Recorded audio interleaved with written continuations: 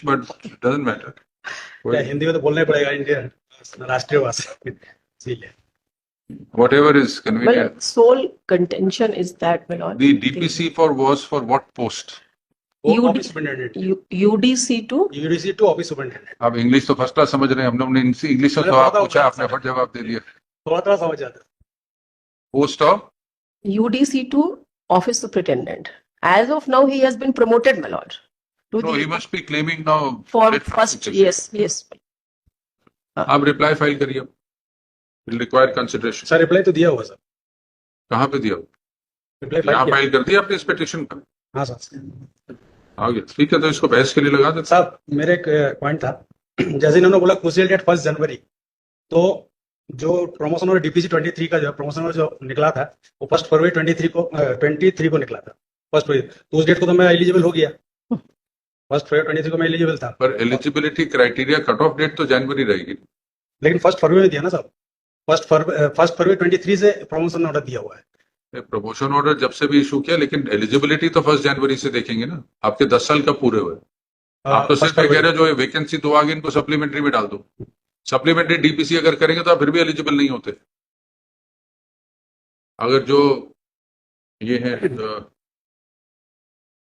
चौधरी किशन चौधरी 30/11/22 30/11/22 को गया, 30/11/22 को आप एलिजिबल नहीं थे, और तो ये एक निकल गई। और या 30 जून 23 को की गया है ना, 30 जून 23 की तो अगले साल में जाएगी ना, क्योंकि उसके लिए नोटिस निकल चुका 23 की वैकेंसी का, तो ये भी कंसिडर नहीं होगी।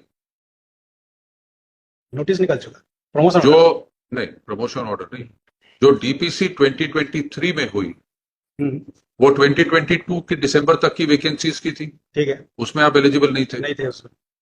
तो ये जो जून की वैकेंसी है अगले साल जाएगी सरमन सिंह की, लेकिन साहब ये तो बीआरएस गया ना, ये बीआरएस गया हुआ है, ये तो अगले साल में जाएगी ना, क्योंकि जब डीपीसी का ऑर्डर, जब कन्वीनिंग ऑर्डर हुआ तब तो ये एंटीसिपेटेड नहीं थी।